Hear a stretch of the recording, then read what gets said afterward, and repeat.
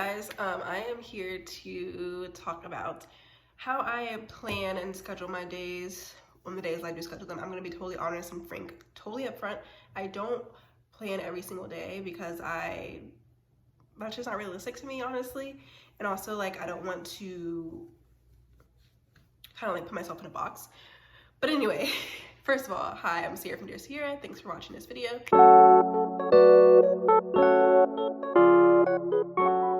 Last year, I showed you guys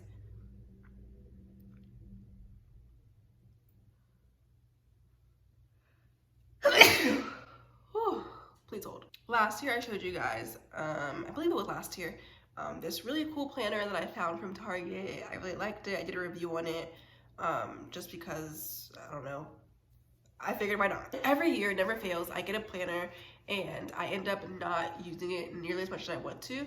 I think the kind of like the responsibility of having to update my planner constantly kind of like takes away my energy of like actually completing the task.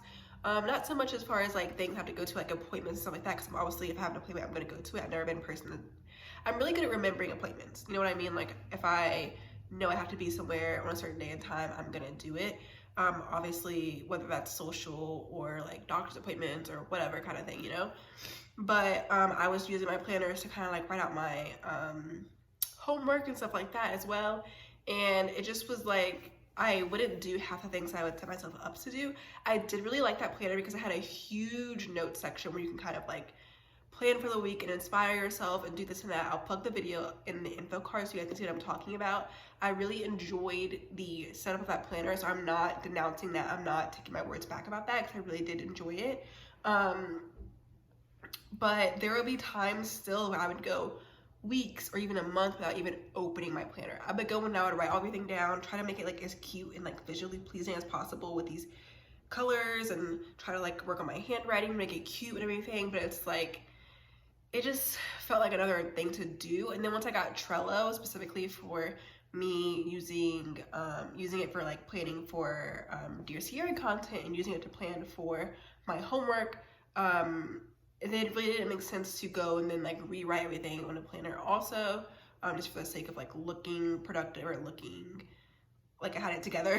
You know what I mean? It just felt like a waste of time, really. So I don't use a planner anymore. Obviously, like if I have something that's like really important that I need to like save the date for or whatever, I will just plug into my calendar on my phone. I just use the Apple Calendar. I don't use Google Calendars or anything crazy like that. No shade to those. I did try another planner app on my phone. I downloaded it on my iPad and on my phone, and I think they also had like a Safari version as well. But again, kind of similar to what I said about Notion in the other video, I found that I was spending more time trying to like customize it and make it look cute and do this and do that, that I wasn't really doing what I was supposed to be doing on there, and it was just like taking up way too much time and defeating the purpose basically. So I found these on Amazon. I can't remember when I got them, probably like it was semi shortly after moving to this apartment. I want to say maybe it was like August or something that I finally found this. It's on Amazon, I'll link it below, but it's just like a daily plan thing. And there's no dates, no years, or nothing. So if you don't use it, you don't use it. Like it's not like, oh, I wasted a whole day, this blank page that I can't get back kind of thing. And they're terrible, so you just lift it up and you just tear it off. They have other versions too, like they have like grocery shopping list versions and all kinds of stuff. But I like this one. So just a daily plan. You select the date yourself. You choose what day of the week it is, if that matters to you. You can write down your focus. You can write down a specific to-do list.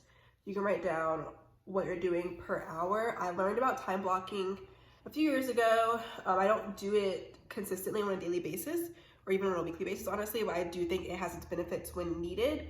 Down at the bottom, it has good things that happened today. You can write down your meals if you're into tracking your meals. You can track your water intake, which is really important to me. I've been unsuccessfully, but at least trying to up my water intake. It's definitely gotten better because like, if you guys knew how little amount of water I drank before, you would be appalled. So the only place I could really go from there is up. But I'm really into tracking my water intake. In my planner that I had last year, I did manually track my water intake. I would just make a note at the bottom of the calendar and do it myself.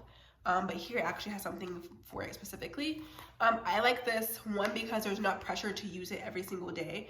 If I have a very, very busy day, and I do want to use this, I can use it. If I have a very, very, very, very, very busy day and the thought of using this is overwhelming to me, I don't have to use it. If I have a day where I'm not doing anything, I have no plans on the calendar, I'm not going to waste a sheet of paper by writing on this. You know what I mean? So there's no pressure to use it every day, and it's really just the essentials. You can put in doctor's appointment, work from 7 a.m. to 3 p.m., doctor's appointment at 4:30 p.m., this and that. You can just jot down quick little notes. You can jot down to-do lists. Typically my to-do list will be more so like on a weekly to-do list, and then I'll just see like what I can get done each day. Meals, pretty self-explanatory. Good things that happen today. I do appreciate when planners include something like that in them. Something that's kind of like, all right, like in between all the hustle and bustle and the get this done, get that done, and it reminds you to kind of like celebrate your accomplishments, just kind of like be happy about what you were able to do. Even if it was something that you actually did, even if it wasn't a task or something that you checked off your to-do list per se, maybe it was just, oh, I had a good day at work today.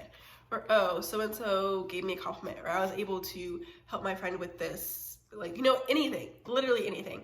So I love these so much. This is a pretty short video. I just wanted to kind of like update you guys, say, hey, I'm not on like the planner thing anymore. Not that I was ever super heavy into it, because historically I've never been able to like complete a planner from January to December.